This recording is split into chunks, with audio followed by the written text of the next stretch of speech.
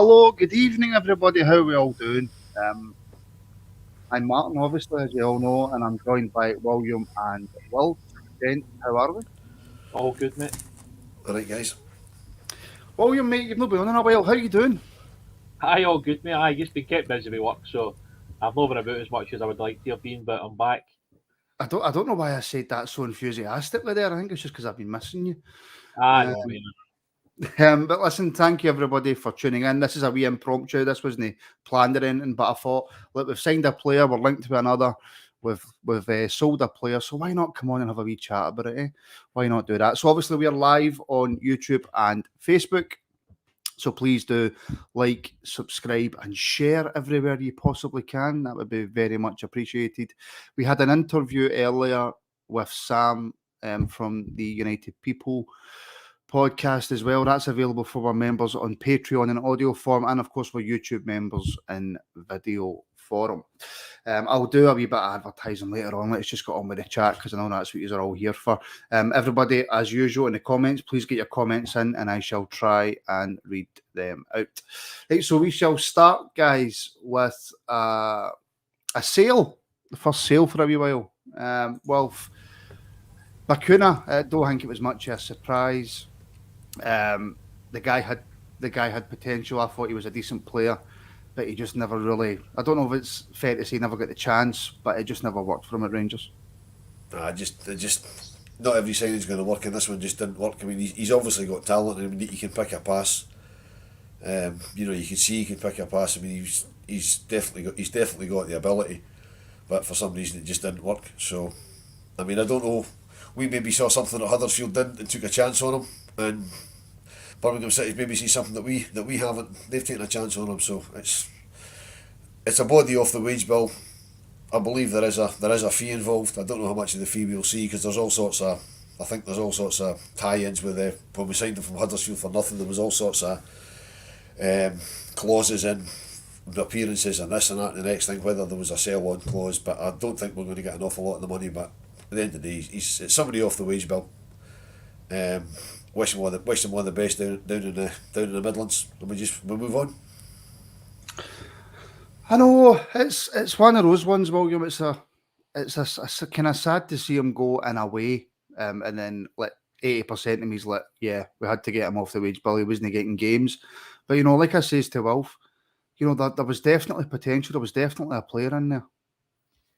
Yeah, well, I think he's one of those guys that he'll probably find a good fit eventually at a club where how he plays just works for that team better than maybe other teams that he's played for. I mean, he's clearly got ability.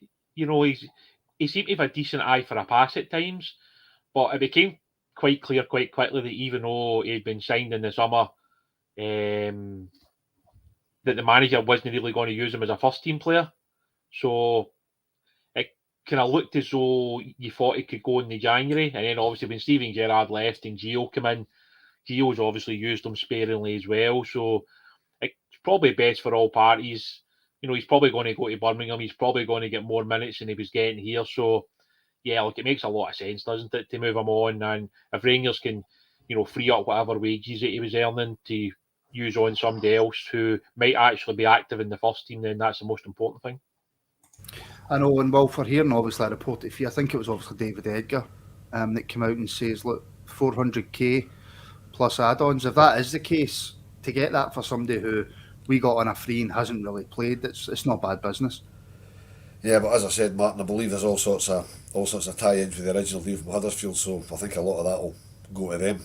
So I don't think we'll actually see a lot of that. Again, according to David Edgar, that's what he came out with today.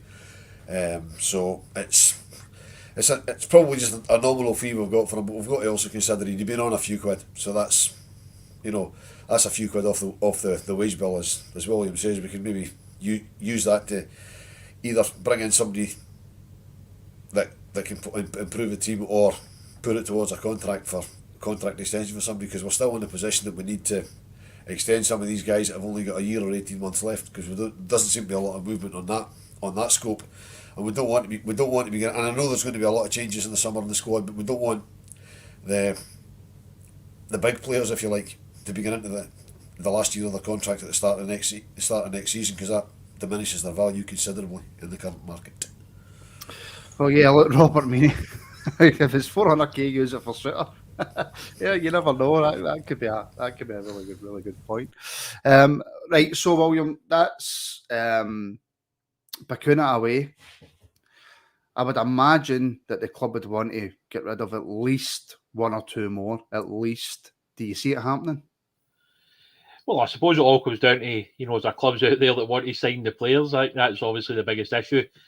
Like, as a supporter, we're quite selfish. As soon as a player doesn't do very much, we want somebody to pay a couple of £1 million to take them away. But that's not necessarily how it works every time. We're obviously sitting there with Brandon Barker, who I think we all agree isn't going to play very many minutes between now and the end of the season. Even if Rangers could shift some of his wages, whether it's a loan deal, I don't know. Same with Simpson, it kind of feels the same with him. Hellander's obviously close to being back now. Balogun's back. Goldson's there. Calvin's been reasonably good at centre back. So, you've got to think his minutes are going to be very limited, especially now with Leon being part of the first team.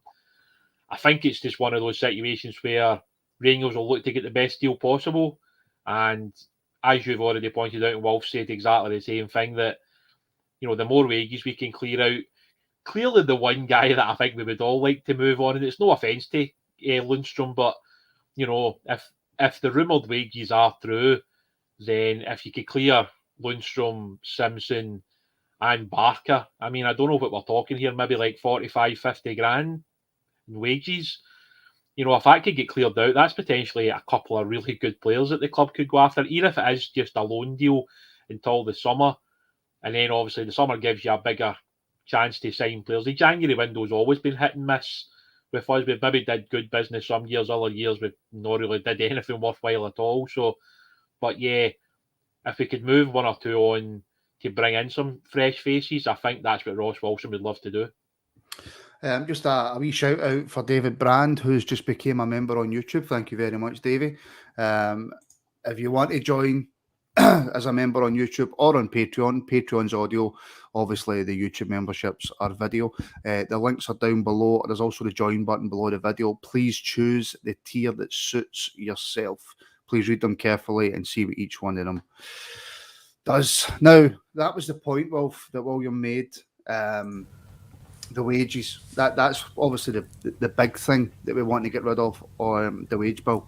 I can't see us getting many big fees, especially for players who aren't participating.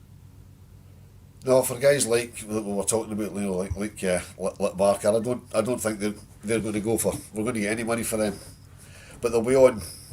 I mean, they'll be on a decent lift, so we really just need to get them off the wage bill. I mean, the fact that nobody's come in for them yet tells you that they're probably on more money than the teams that they would go to would be prepared to pay or be able to pay. So if we can get them out on a loan deal, even if we've still got to pay half the wages, at least it's saving us half the remaining 6 months of the salary or whatever. But it's I mean, there's obviously no place for Barker, because I mean, Scott Wright, by everybody's admission, had an absolute stinker last night, and Barker still sat on the bench because he was the only other wide option last night. Mm-hmm. So I mean, the manager's sitting watching that. He hasn't used all his subs. It's not working for Wright. Whether he's trying too hard, I don't know. Whether he's better just as an impact sub rather than a starter, again, I don't know. But he's having an absolute nightmare last night, and Barker's still on the bench. So he's only there to make up the numbers, I think. So we really need to get him out of the way. I mean, I never like to criticise Rangers players, but he's obviously not fancied. I mean, that's successive managers not giving him a run in the team. So we need to get rid of him. But it's the wages thing that's the problem. Can I just say one thing? And I'm going to pull up this comment for Robert Robertson as well. Again, still my favourite name. Last night, in fact, I'll bring it up now. In retrospect, if Wright's early shot isn't cleared off the line, we all have a different narrative. I thought Wright actually started okay, and he had that chance, and then he kind of faded out the game. So I understand where people are maybe getting on his back, because he hasn't maybe played to the potential that we all thought he had. We obviously seen that lightning pace and thought maybe it was going to be something a little bit different. But I thought he done well in the early stages, and he had that chance cleared off the line. And I don't know, I just feel uneasy, William, sometimes criticising Rangers players too heavily. look, at the end of the day, like, you pay your money to go and support the team. You've got the right to have an opinion. You know, like, not everybody's going to agree with you.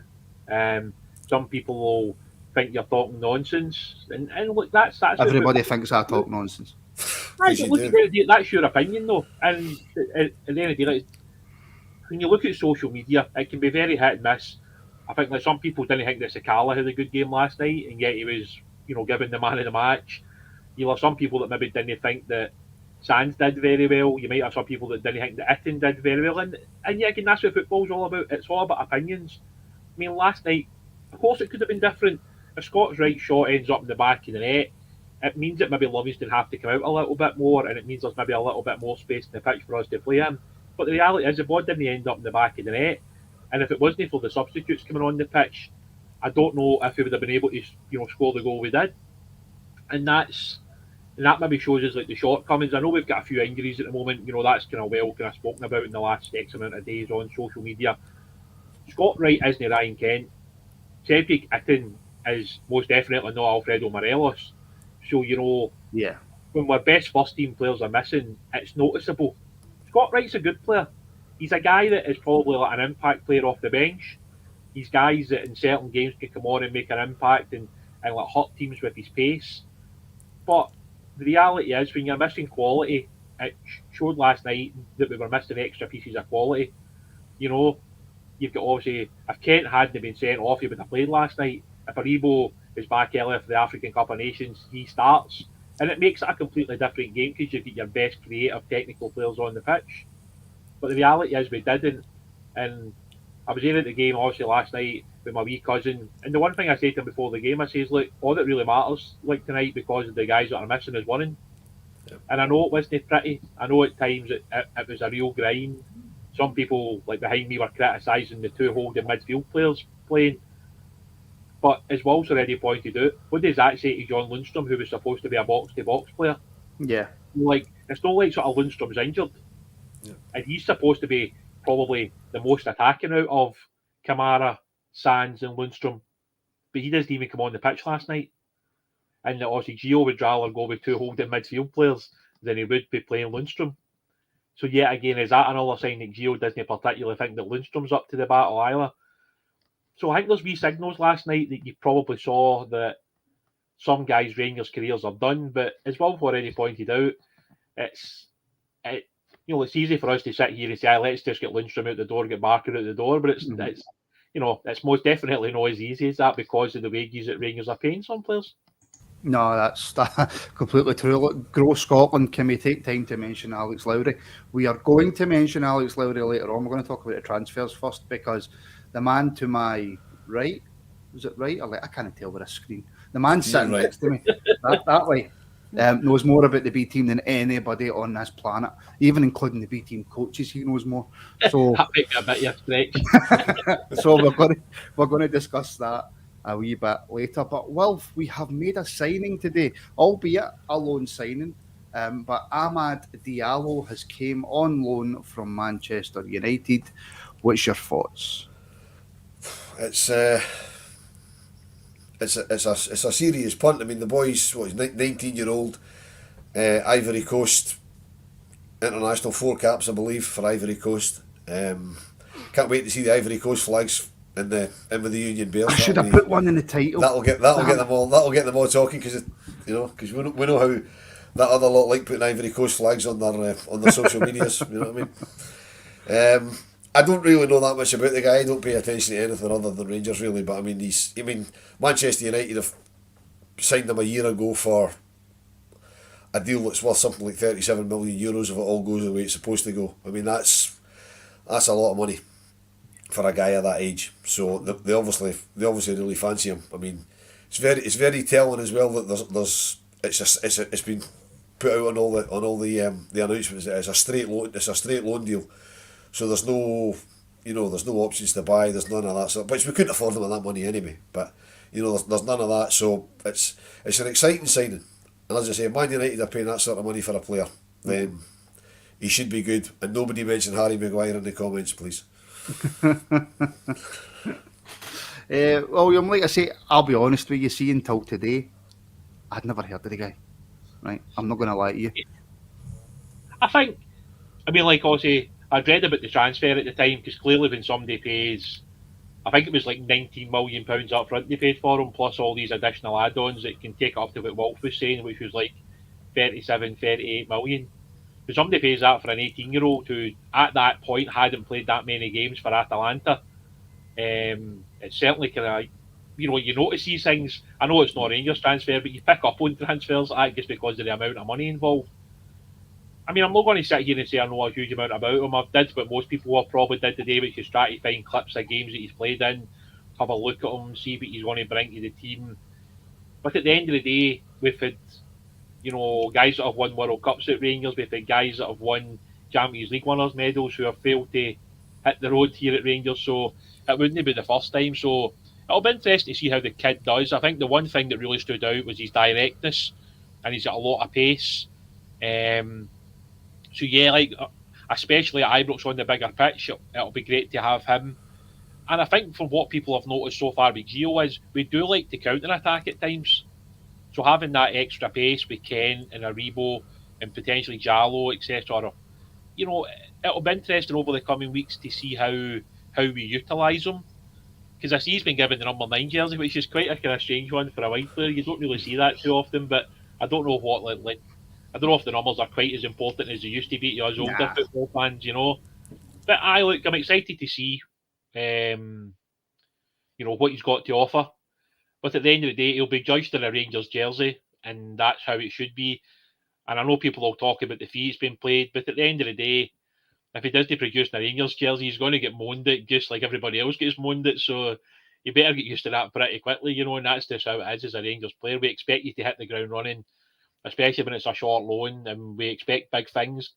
That's just how it is. And as well, Wolf, he was supposed to go on loan to Feyenoord, and I think he picked up an injury, and the loan fell through because of that. There's been plenty of teams down south in the Premier League who wanted to take him on loan. So I do personally think this is a bit of a coup for Rangers. It's certainly a coup for Rangers. I mean, he's probably the most expensive player transfer-wise to ever come to Scotland.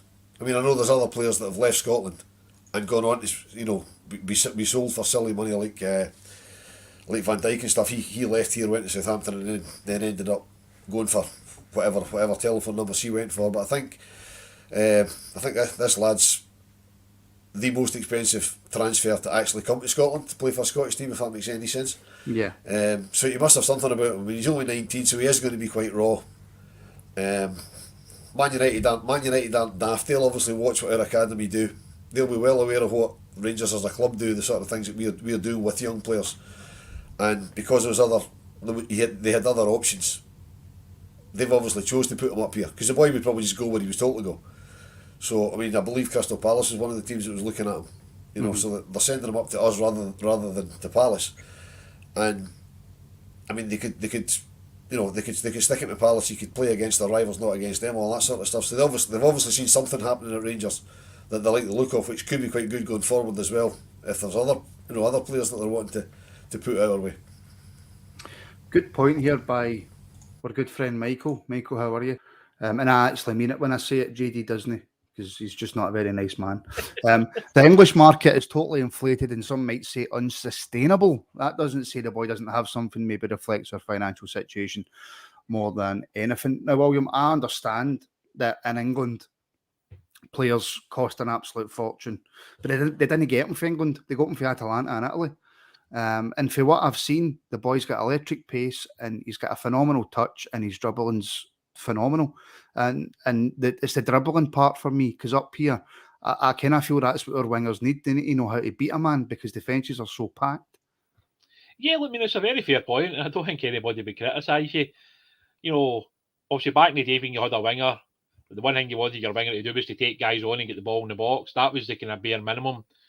Like over the last 10 years or so, more wingers seem to be cutting inside and looking to take shots off. So it'll be interesting to see how we utilise him under Gio, because obviously he uses the system slightly differently to how Gerrard did. Mm-hmm. There is more width in how the team is set up now. So bringing in a natural winger was the obvious thing to do, and clearly there's been a lot of work put into this deal. Ross Wilson was obviously quoted earlier as saying this deal had been ongoing pretty much the whole of January between Man United and Rangers and his agent. And it is a bit of a coup, for us to get somebody who has moved for that much money at such a young age. And it certainly helps the football club, as Wolf said, that Man United are willing to send a player who they've paid that much money for out on loan to Rangers. Whether people like it or not, like Celtic's been very good at doing it, over the years, getting good loans in. All right, like not all of them have worked. But at the end of the day, if this guy can come in and impact us over the remaining part of the season and help us win a league title, that's all that will really matter come the end of the season. Nobody else will care. Because Eddie, it's not like we can afford to sign this guy in the summer. And obviously, it's highly likely Manchester United are going to have a new manager. So it might be, though, that if he has a really good loan spell here, but the new manager wants to have a look at him, he might want to put him back out on loan again. And he might end up back at Rangers, hopefully playing in the Champions League. So for us, it's smart. And it also gets us in the door at these big clubs. And there's obviously been links to other players down in England today. Yeah. And whether we like it or not, these English teams can go out and spend that sort of money on younger players. We can't. So for us to be able to get this lad in the door, let's see what he can do. Let's give him some time. Let's not expect him to turn into Ronaldo overnight. You see some of the reactions up in Scotland when somebody's played one good game. I think somebody came out the other day there and said like the guy Hatate at Celtic was like the Japanese Iniesta after like one performance. And it's just like, it's ludicrous that people like sort of jump to these kind of thoughts after like 1 and 2 games. Guys can have a good start. I remember when we signed obviously Koulibaly, and we all thought Koulibaly was great. We all wanted him signed, and about a month later, we were all like, "Thank God we never made that deal permanent." That's how the football changes. So yeah, let's give the guy some time to settle in, and obviously we're going to be hopeful that he can make an impact over the remaining games in the season. Yes, and our good friend Aldo, don't forget to smash that like button and share the video about. Please do give us a like and subscribe. I say this all the time, and I say this all the time, but I do. A like really does help share the pod. You've got no idea. And Aldo, how's Eva? I hope Eva's doing well. I know she got a wee shout out last night. I hope she's doing well, and I hope she enjoyed the game last night, taking her to her first game, mate. Absolutely brilliant. Well, William touched on the point that I had it in my head before he said it, so I'm not stealing it off him, honestly. Building their relationships with clubs like Manchester United, Manchester City, Liverpool, so that if there is young, talented players coming through, we do have a chance to get them in on loan and get the use of them, if that makes sense. Yeah, of course, it's very important. These guys have got plenty of young players that they bring in. Some of them that they bring through, like the lad from Man City that we've been linked with. I believe he's come through their academy. Is it McAtee that we've been strongly linked with today. Then we've got the lad we signed from Man United who they brought in from Atalanta. So, they do sort of harvest the best young talent, and they can't play them all. And because there's a change to the loan system coming in next season, they can still loan out as many kids as they want. So they'll still do it with youngsters, and it's tremendous that we've got an in at that, at sort of teams at that level now. But we'll have to do it right. There's no point in bringing players in and either not playing them or overplaying them or playing them out of position and not using them properly, But having said that, we need to play them for our benefit, not because they will bring them in and they say, well, this guy has to play every game and he has to play here and he has to play. They have to play the way we want them to play. And Man United are obviously quite happy with the way the current management team are playing football, because they obviously think the guy suits their system, and we are crying out for a right winger. And if this guy is as quick as he's supposed to be, then he'll hopefully cause absolute havoc. And as William says, we need players that will take folk on. It's the only bit of any sort of entertainment last night, apart from Scott Wright shot getting knocked off the line, was when Alec Lowry had the wee dancing feet just inside the box, because he actually tried to take somebody on. Messi-esque, Wolf. Messi-esque. We need to see more of that. We really need to see more of that. And before I put it back to you, I had the pleasure of meeting Aldo and young Eva last night. That's why they got the shout out. But I met them on my way to the stadium. And I'm delighted to say that Aldo, you can take her back to the game, because I did say to her, if we don't win, she's not getting back. So we won, so she can get back, which I'm sure she's delighted about. Oh, that's a wee bit harsh. That's how it works. Mate. That's how it works. Well, my first game was a loss, but there you go. William, CGM, the deal means we will have to play him regardless of how he does. Now, obviously, that's not true. If he's had 3 or 4 stinkers in a row, then he'll be getting dropped. But we're not bringing somebody of his reputation and calibre up to sit him on the bench. No, I wouldn't expect so. I mean, that doesn't mean to say that he starts straight away on Saturday. No. I mean, if he's only doing one training session potentially ahead of that game before we travel all the way up to Dingwall, which will probably be a wee bit of a surprise for the lad, to be fair. You know, I mean, it's a tough one. You've got Ross County away and Celtic away in the first 2 games. You know, do you throw him in at the deep end? But then again, it all comes down to the faith the manager's got in the player. You know, clearly this deal has taken some time, as we've already stated. The manager clearly likes the player. You know, the manager was looking for a certain type of player, which, i.e., was a right winger.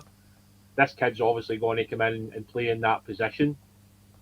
So, like, it is great to have those options.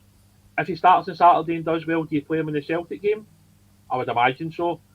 From what we've seen of Gio so far, I don't think he's going to change much. You know, he seems like the sort of guy who will stick to how he plays the game, his principles of the game. It's obviously slightly different to how Gerrard managed the team. But I mean, other than, you know, a draw so far in his Rangers tenure, he's won every game. So, you know, he certainly did very much wrong. And the fact we're going to have a good amount of players back come the weekend, it's great for the manager and it's great options wise while he looks ahead to the coming games.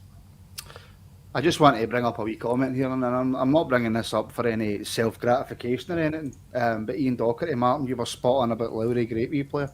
I know. Right. we've got a wee comment here. You guys have seen the quality, and this is obviously a Man U fan, you guys have seen the quality youngster in Amad. He is someone I hope does well as a United fan. He is an unbelievable player for that age. So, I mean, well, if that's coming from a Man United fan, I know they haven't seen him much, but I do know from Kerr talking to Sam earlier that they have big plans for him. Well, I mean, I would imagine he'll have played somewhere, whether he's played in the under-19s or in the 23s. So, you know, he'll obviously have a reputation of some sort because he will. I'd like to think he's been playing football somewhere before we're bringing him up on loan. But yeah, I mean, all the noises are he's a decent player. Again, the transfer fee. I mean, they don't often get the big ones wrong. Again, nobody mentioned Harry Maguire. So yeah, I mean, can't comment on the guy. I don't know the first thing about him. I've never seen him play. I didn't watch the obligatory YouTube because, let's be honest, YouTube can make you look like a player, I would imagine. No, YouTube even with that hair. Not powerful. Honestly, it's not that powerful. So yeah, I mean, hopefully he's everything that he's supposed to be, and he comes up here and he absolutely rips teams apart. Well, Club at 22 have made a good point, William. He is match fit, so I would not be surprised if he starts on Saturday in order to try and get him up to speed for the Old Firm. Would it be a surprise for you if he played the Old Firm?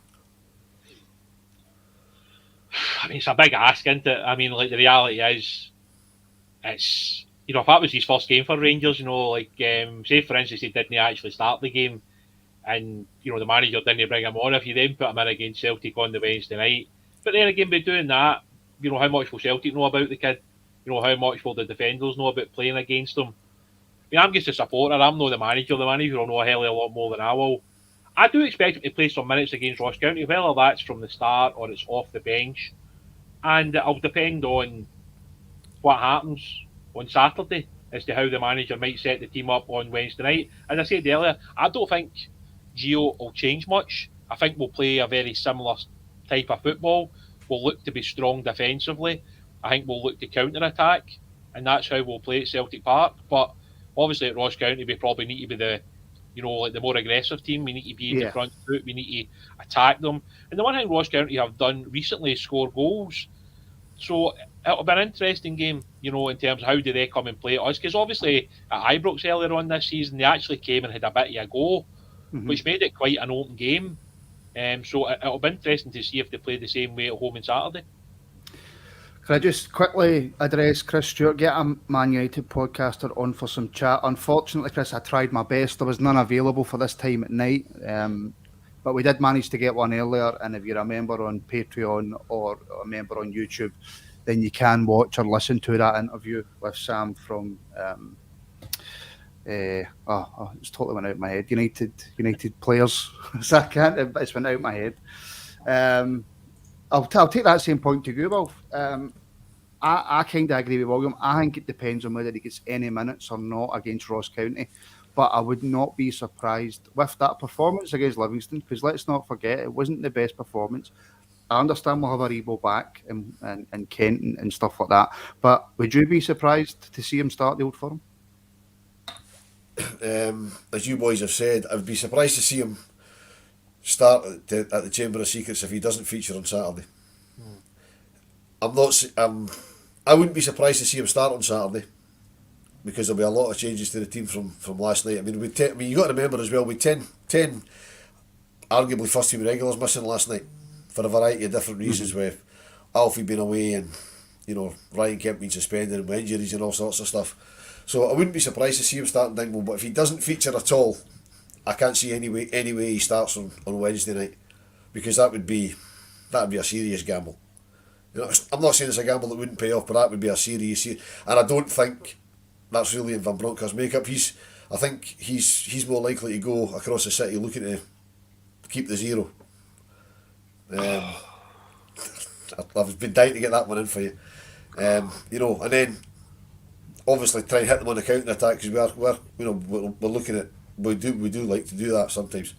So if he features on Saturday, I wouldn't be surprised if he starts on Wednesday. If he doesn't feature on Saturday, he might be on the bench on Wednesday, but I think that's as much as we'll see of him. And Curry Munchers just jumped in. Sorry guys, just in what's been said so far about Diallo. Well, Curry, that's the Diallo chat finished, mate. So you're going to have to go back and watch to find out what's been said about Diallo. And see, when you go back and watch, put a wee comment in. There you go. That would be much appreciated. Right, we've also been linked, William, with another guy I've never heard of. I'm not going to lie, my football knowledge is shocking for somebody who runs a podcast. James McAtee for Manchester City. Now, I'm hearing different reports that, I mean, you've went off the dark, there you go. I'm hearing different reports that he's a central midfielder, he's an attacking midfielder, he's a striker. I don't know the first thing about him. Yeah, well, I think he's just one of a number of really exciting Manchester City players that's coming through their academy. Obviously, they've got guys like Cole Palmer, who looks an exceptional talent. Sort of Liam Delap's another one that looks a proper player. It'll be interesting. I know as a supporter, a lot of people don't like too many loans coming in, because they don't like the fact that guys aren't actually our players and we're developing them for other teams. So it's that kind of middle ground. I've only really seen the guy play once, and he looked a decent player. But yeah, again, I'm not going to jump on the bandwagon and say he's going to come in and be better than Glenn Kamara or Joe Aribo or Scott Arfield or Stephen Davis. And that's the thing, like once everybody's fit, when you bring in this type of player, is he going to start? And then so who misses out? Mm-hmm. And then also there's a lot of people at the moment want obviously Alex Lowry to start every game at the moment. But when you sign somebody like this lad, I would imagine if you're bringing him in from Man City, there's probably some type of agreement that this guy probably plays more than he doesn't, if you know what I mean. Mm-hmm. Like, so who misses out for this guy to play? And this is always the fine balancing act when you bring loan players in from clubs like Manchester United, from Manchester City, because a lot of the times with these type of deals, what usually happens is that if the player plays, you'll pay a certain amount of wages, but when the player doesn't play, you pay a bit more. So it's obviously kind of pushing you towards playing the player every week, basically. Mm-hmm. I know, and that is the thing. Well, I understand that Bakuna's left today, but when we get Jack back, we've got Arfield, we've got Kamara, we've got Davis when he comes back, we've got Lundstrom, we've got Lowry coming in.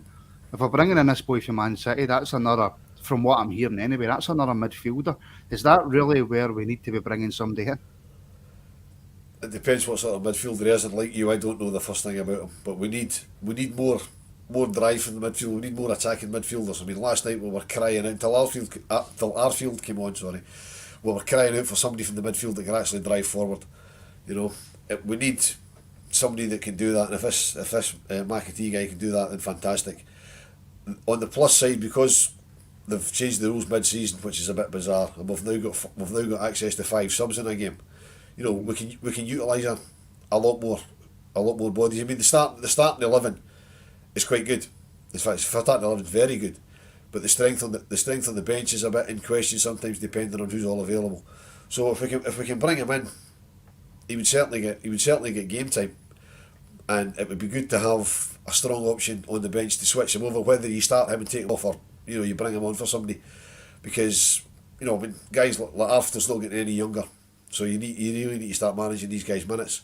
So if he's an attacking midfielder, what we were told Lundstrom was a sort of box to box, then I would certainly be delighted if we could bring the lad in. Listen, I don't want to talk about somebody that I really don't know much about, because people can see when you're talking absolute dog meat. So I shall move on. William 01, I don't care if we get 10 loans in and win the league. We need this cash in the Champions League spot. Right, shall we talk a little about our big players and the possibility of them leaving? I love a good rumour. Because 9 times out of 10 it's absolute nonsense. But let's bring in Faldsey, our good friend Faldsey. I'm hearing, I love it when people start a sentence with I'm hearing, Villa are ready to put in a late stage bid for Kamara. The likes of 20 million down there is petty cash. William, will we lose any of our, let's call them starters, our main players, before the end of the window? Yeah, if somebody puts enough money on the table, I'm sure it could happen. I mean, that's just the simple reality, isn't it? When English clubs come in for players and it's of a high enough amount, then Ross Walsh has got to look at it. The board's got to look at it. At some point, these guys will leave. Clearly, we don't want to lose them. But if somebody comes in and offers enough money, then clearly, any deal could happen for any player between now and Monday. It's just that simple. Clearly, we don't want to lose anybody, but we're also realistic to know that if somebody does go, you would like to think that Ross Wilson is straight in to try and sign somebody else. So it might be one of those deals where, say, somebody bids 20 million for Kamara, whatever the fee could be. But Rangers will say to the club selling, okay, you do your bit by agreeing terms with the player, the agent's fees, blah, blah, blah. But in the background, Rangers will say to them, well, this deal's not going to go over the line until we get somebody in to replace him. But yeah, again, the problem with that is, how do you get somebody in to replace Glenn Kamara? How do you get somebody in to replace Joe Aribo? How do you get somebody in to replace Alfredo Morelos? Are these guys, replaceable with 3-4 days left in the transfer window? It would be extremely, extremely difficult, clearly. I know, and look, Faldsey again, I'm hearing to make myself sound important. That's what I like to hear. I like to start a good transfer rumour. Look, well, obviously, there's going to be one or two of our players. More so, I'd go out on a limb and say Kamara and Aribo, if there was going to be any 2 players linked with Villa, simply because Steven Gerrard.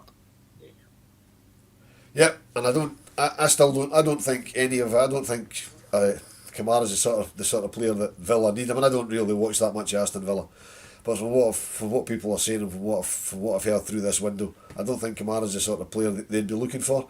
I also think there's a problem with the amount of money the Villa's allowed to spend, because if they've not got a cap to what they can spend, and they've spent quite a lot of it in the summer. Mm-hmm. I'm sure that was a thing when Gerrard moved on. They said that he wouldn't be in a position to come throwing cash at us in this window because of the cash they spent in the summer. So I don't know if they'd be in a position to throw 20 million away for likes of Glenn Kamara. I mean, I'm hoping none of the big players, I hope none of our players ever leave, the guys that feature regularly, Brandon Parker will be loving you, man. Well, but it hasn't worked for him. He needs to move for the sake of his own career. I mean, there is guys that have to move. There is guys that have to move on. And when we've got lucky this window, because the one guy that's moved on for big money hasn't really upset what starts in the first team, because Nathan Patterson, good as he is, he's only he started 4 games this season, so you're not really going to miss that unless Tav gets injured. Then we've got a problem. But that's something they've obviously looked at, And there is boys in the B team that could come in and fill the gap for for a short I'm term if pretty necessary. sure we'll come And to that. you're coming to that. I know that. Williams raring to go.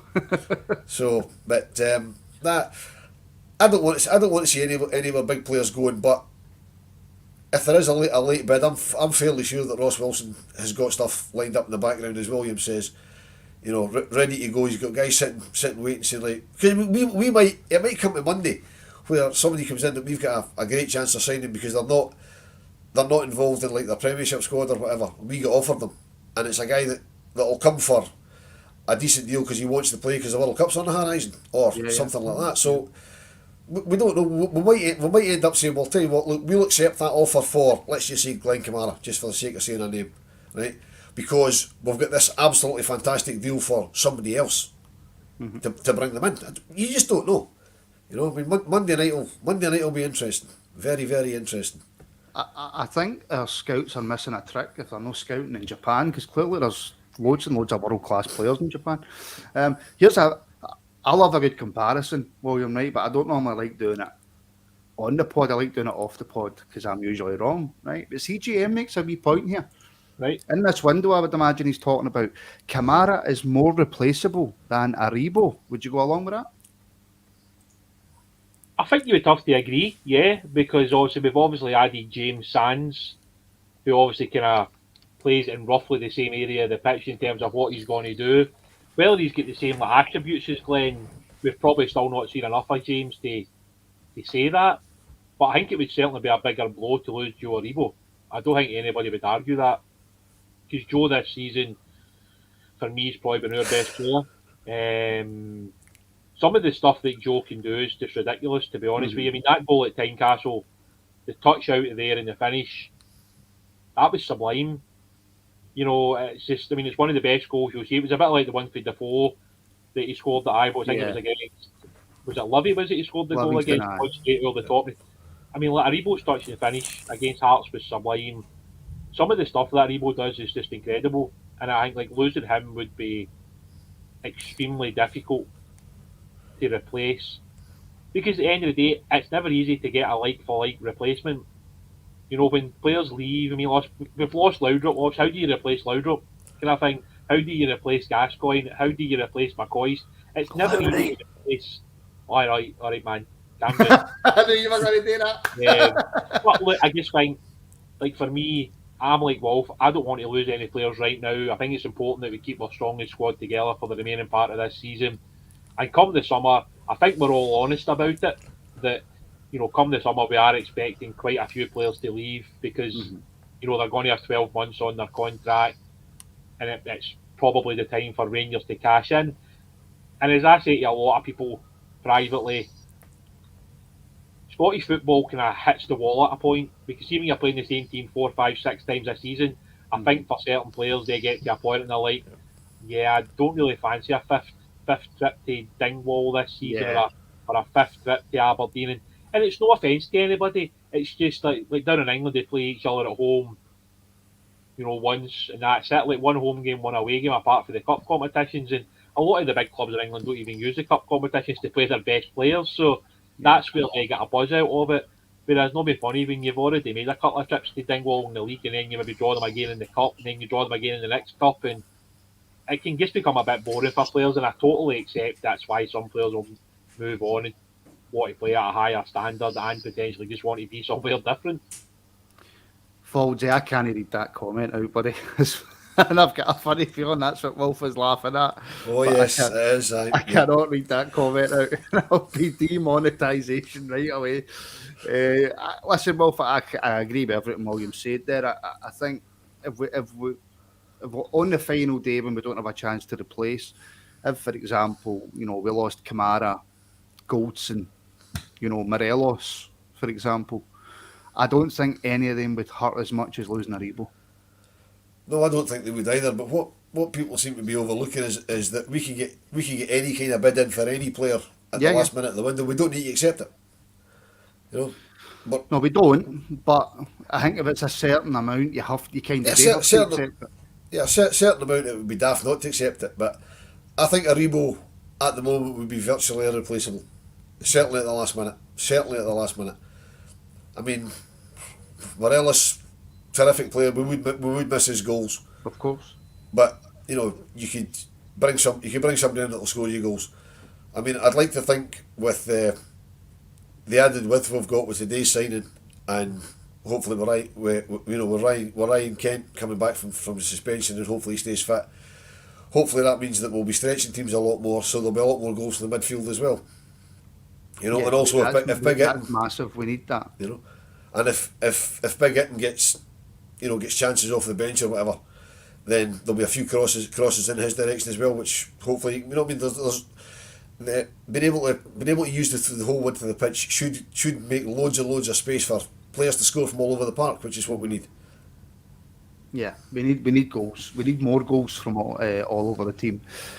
We rely so much on James Tavernier. That's untrue, and yet he still gets no end of stick. But I'm not going to get into that conversation. Right, William, you've been obviously covering the B team for RFC Youth Updates on Twitter for a number of years now, so you will have seen young Alex Lowry since he was a bairn.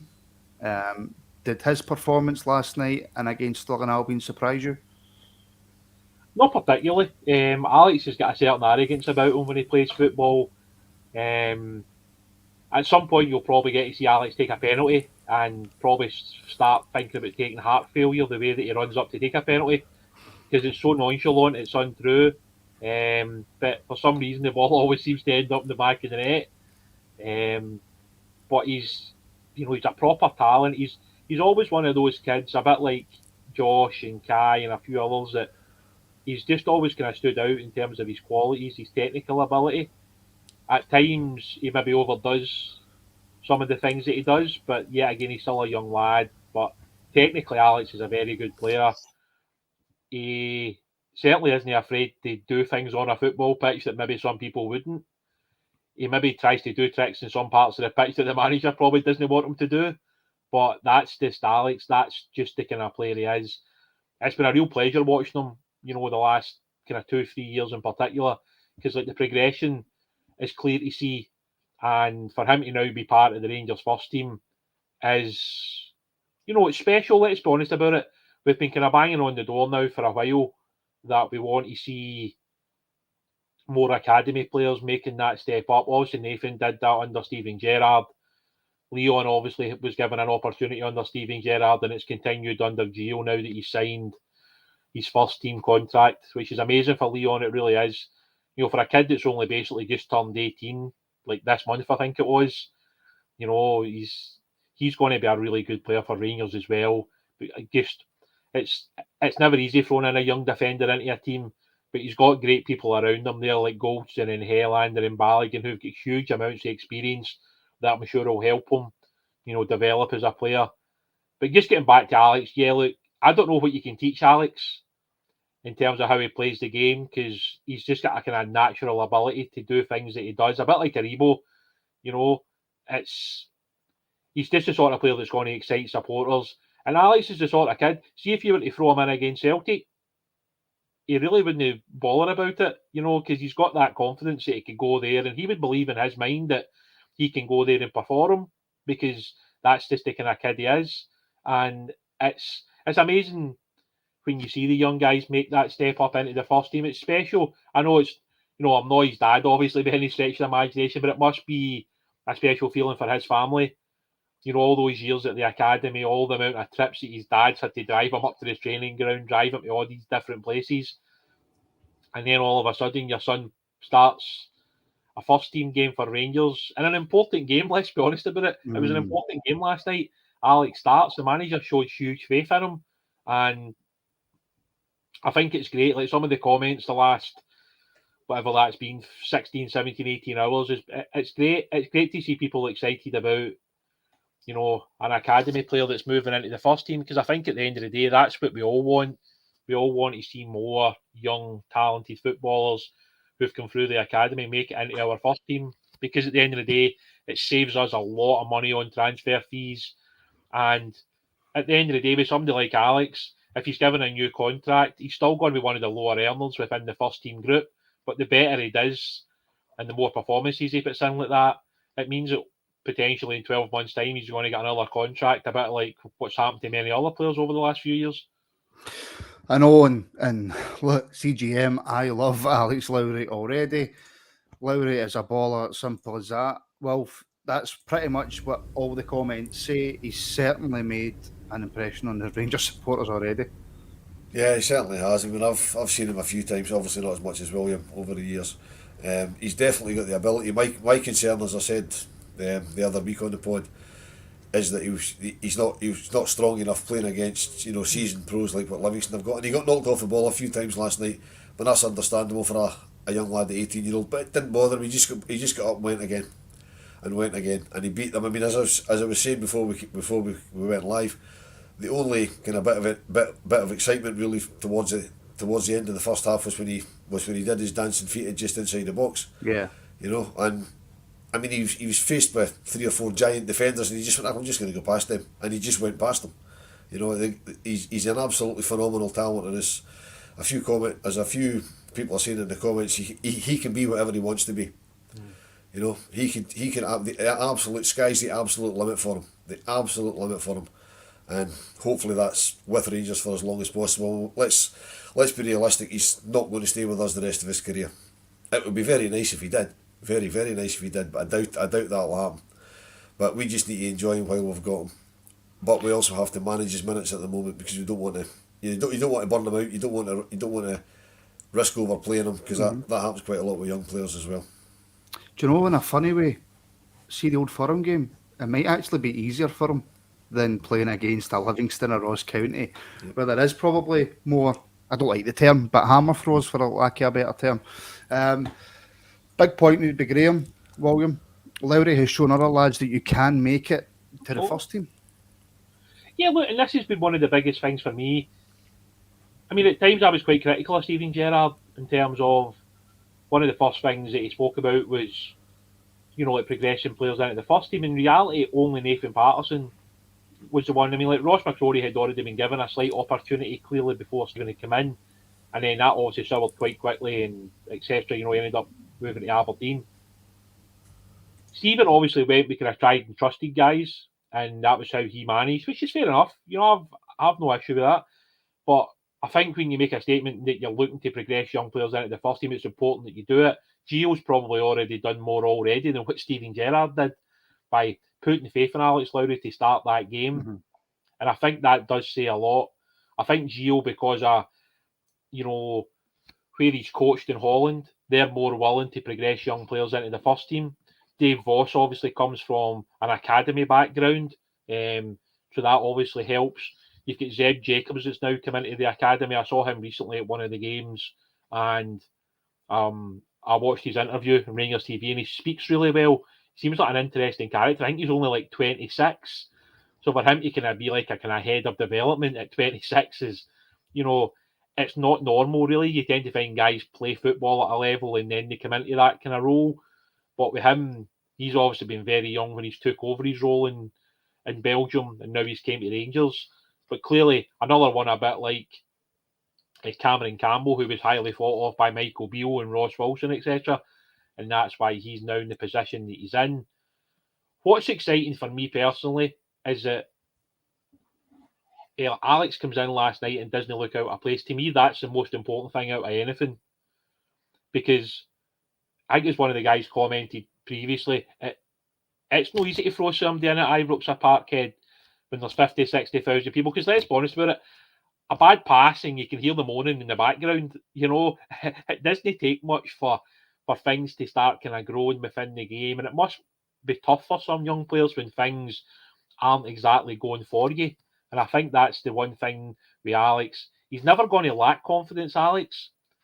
But at times, I think supporters will need to kind of stand by him when he maybe tries to do something that maybe he shouldn't do.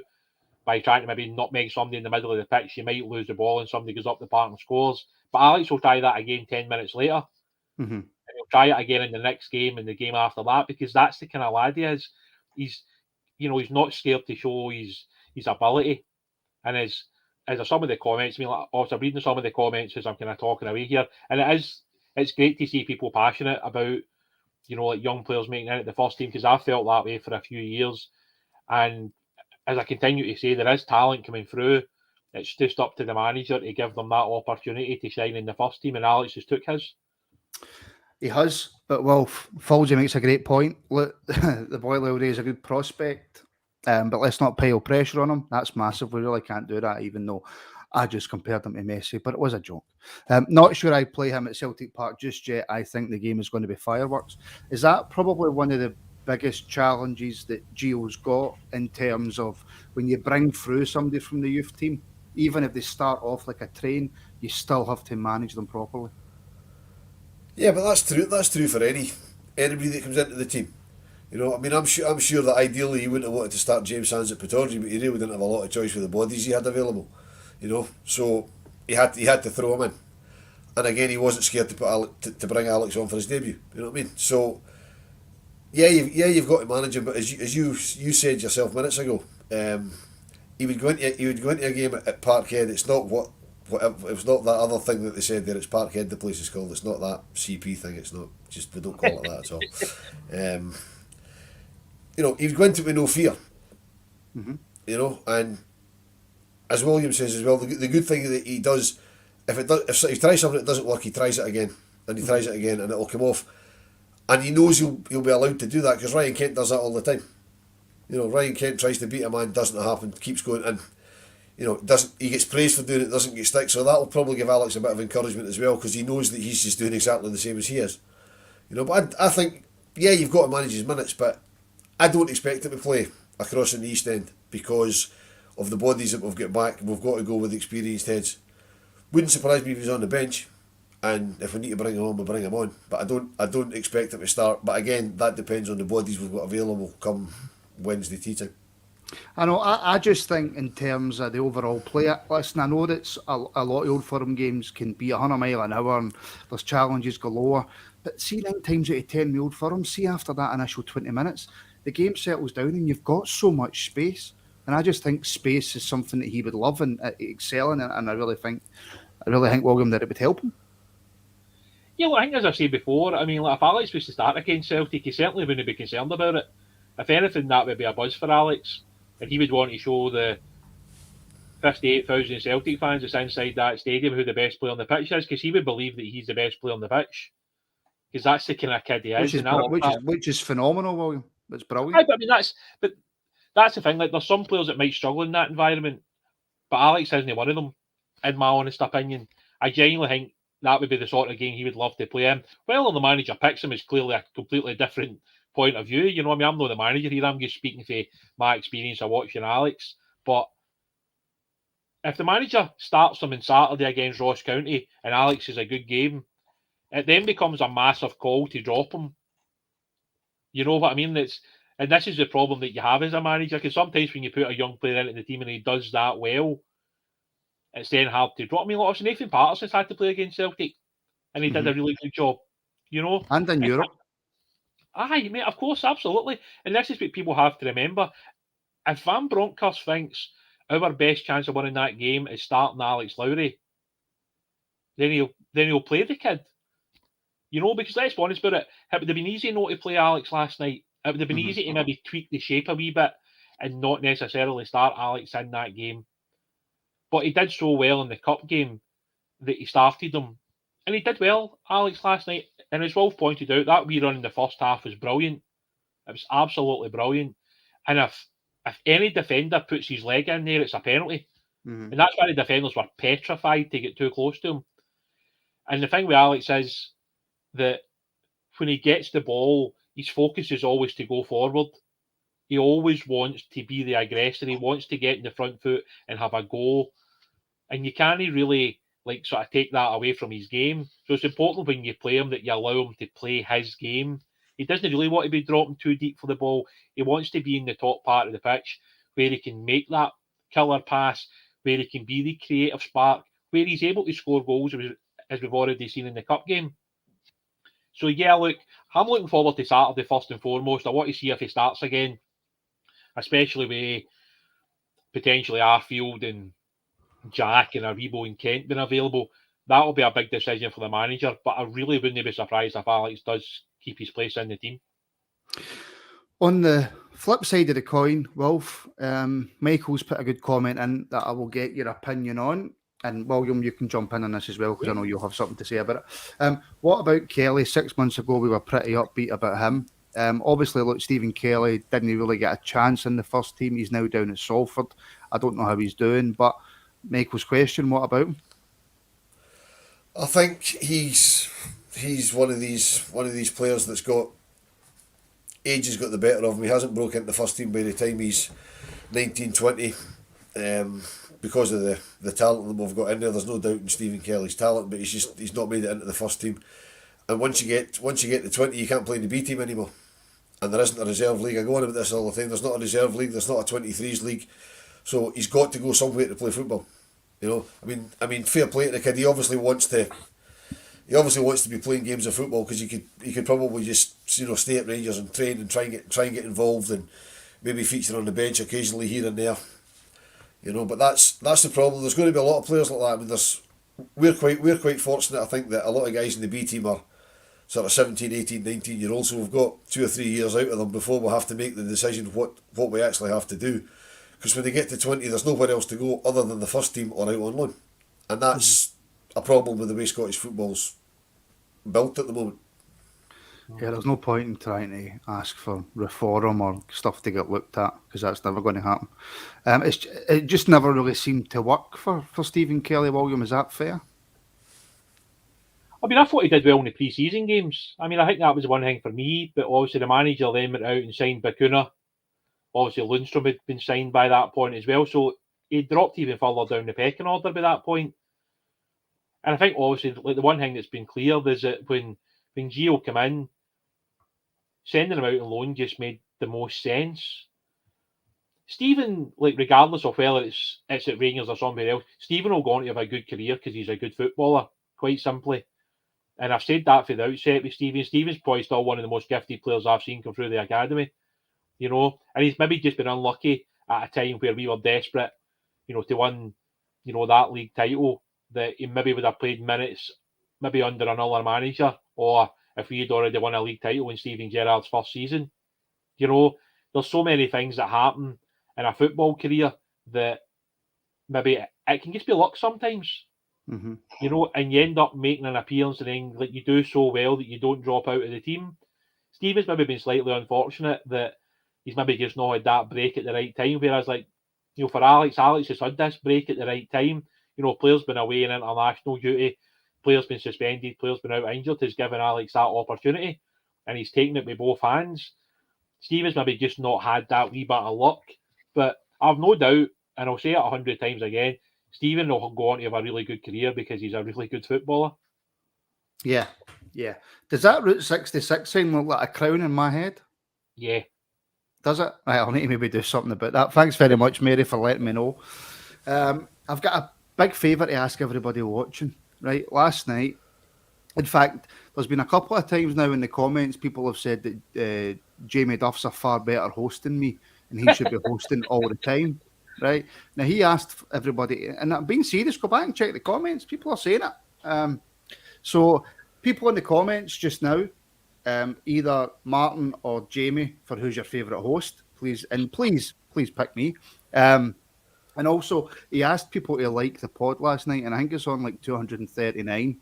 So if you could all like it and get it higher and beat the total for last night, it would just prove that I am, in fact, the better host. Well, we'll finish up now. It's really, really difficult when you're talking about the B team because, unless you're William, you don't get to see enough of them. But also, I think it's been proven that it's really, really difficult to make that jump from the B team into the first team simply because, like you mentioned, there's no middle ground there at all. Yeah, I mean, as I think I mentioned it last week, people always flag up Ajax because Ajax are kind of the standard bearers for bringing folk through from your academy, often the B team. But I mean, Ajax's B team playing the second tier in Holland, our B team playing the fifth tier in Scotland. With the greatest respect to the guys that they play against, these guys they're plumbers and painters and postmen and brickies and carers and all sorts of stuff.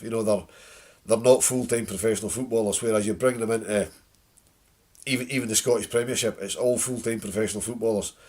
They're all well trained, well coached. There's a big step up between the academy and the first team, which is why, irrespective of how good players like Alex Lowry are when they come in, you can't just say, right, okay, that's him in the team and he's staying in the team. We'll never take him out of it. You have to really manage what they do, because there's a huge gulf. William will know that better than I do.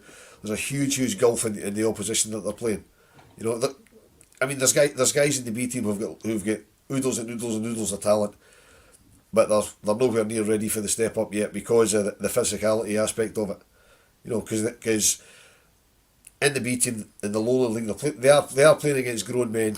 A lot of them have been kind of round the block on a football pitch, but there's a huge difference between guys that are physically fit and well trained and everything else that you get in the Premiership. So it is a massive gulf.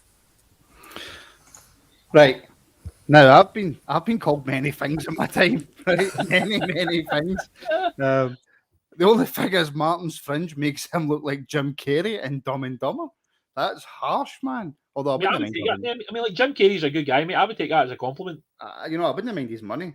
But William, we'll finish up, right? But just on Will's comments there, because obviously me and you've spoke quite a lot about the gulf between the B team and the first team.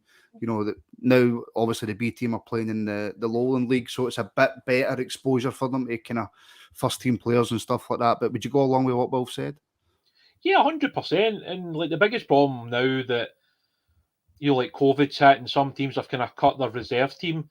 One of the biggest problems in Scotland is once you're above like basically under 18 level, there's nowhere to go for a lot of players. Mm-hmm. Because at the moment, I don't know if there's going to be a reserve like sort of league next year. So like, what do clubs do? Like Rangers is already were criticised for going down the Lowland League route, but what would we have done with all those players? All these guys were all under contract. Do you just then loan out like 20 players? I mean, like, this is the difficulty that Rangers have got. But that's what they do down south, though, isn't it? That's like Chelsea loan out like 50 players a season. Yeah, look, I mean, like, but the problem is up here, like, you can't have like 20 players out playing because you can't go and watch all 20 of them, and that's one of the difficulties. So I think, like, also having the B team allows us to have them in house and we can watch them all the time, and it makes it easier because we're in control of that. But as it's Scotland has got a lot that could be done. Basically, if things are as they are next year and Rangers aren't in the Lowland League and there's not a reserve league, what happens to all the guys that played in the B team this year? Yeah. Because if they're not good enough to play in the first team, but a good amount of them are under contract, where do you send them all out on loan to? Because some people would argue that sending them out to League Two is not really a good enough level. Some people would argue that we should send them out down to England. There's been an argument recently because of the additions of like Zeb Jacobs and Dave Voss and Van Bronckhorst, etc., that we should maybe look to try and put some of these guys out abroad. So it's one of those endless arguments. And I also did a pod recently with the guys for Heart and Hand in terms of talking about like the loan system. And like some of the feedback for that was really, really good. A lot of guys have very, very different opinions. And I do think in Scotland we could do a lot more to help our young players, but that's for another podcast that will take another hours. Yeah, look, I think like, the one thing that stands out to me is it is a big jump to go from Lowland League to Premier League. Whatever anybody says, that's just the simple reality of it. I know Graham Ross has made a great point, but I'm not going to bring it to you. But if we had better partner clubs, we could use them for loan spells. Absolutely, that's probably true. Just really quickly, I think like this kind of pod has to be done at some point where like people in the comments bring up these points and we try and get through them, and maybe the club could answer some of the questions, and we could maybe try and put their questions to somebody. Whether that's feasible or not, we could obviously ask the question. But I mean, like as things stands right now, I don't know where the Rangers B team are going to be playing next season. I don't know if there's going to be a Rangers B team next year. I don't know if there's going to be a reserve league next year. I don't know what's happening to some of the guys who are out of contract at the end of this season. And yeah, again, you would have to ask the question, why would you sign a new contract potentially if you don't know what league you're going to be in next year? So these are all the questions that remain unanswered because of the problems that we have in Scotland with youth development. And until that changes, I don't really know where we go, to be honest with you. And we could spend about another hour and a half talking about it. But unfortunately, people have watched this for an hour and 10 minutes and they've had to look at this for an hour and 10 minutes. Look, everybody watching, it is an absolute pleasure. I love doing this. And I will tell you all, and Willie and Wolf will back me up. Before we came on, I was hanging because I'm knackered. But I absolutely love doing this. More and more people every week are tuning in. It's just phenomenal. Honestly, the feedback is amazing. Apart from those that say Jamie Duff's a better host, that riled me a wee bit, because I'm much better than Jamie. Please, everybody, do like and subscribe. Liking the video makes such a huge difference. We've jumped up like 400 subscribers this month alone, so it's been phenomenal. Thank you to everybody who's joined us on Patreon to help support us. I've not made it any secret that the plan is to take this full time, try and become media partners with the club and stuff like that. The plan is to make this as professional as it possibly can be. Head over to our website. We've got loads and loads of articles and podcasts on there as well. rangersrabble.co.uk. The shameless plug's already been done, CGM, right? The shameless plug has been done. There's no need for the shameless plug. The link's in the description for the shameless plug for Patreon, by the way. So look, William Wolf, thank you very, very much for giving up your Thursday night and coming and chatting with me. I really appreciate it. Pleasure. Thank you to everybody watching. There will be a preview pod out tomorrow at round about, I'm going to say 7 o'clock. By the time I get home from work and get it edited and stuff. So all I can say is thank you very, very much for watching, and I'll speak to you all again very, very soon.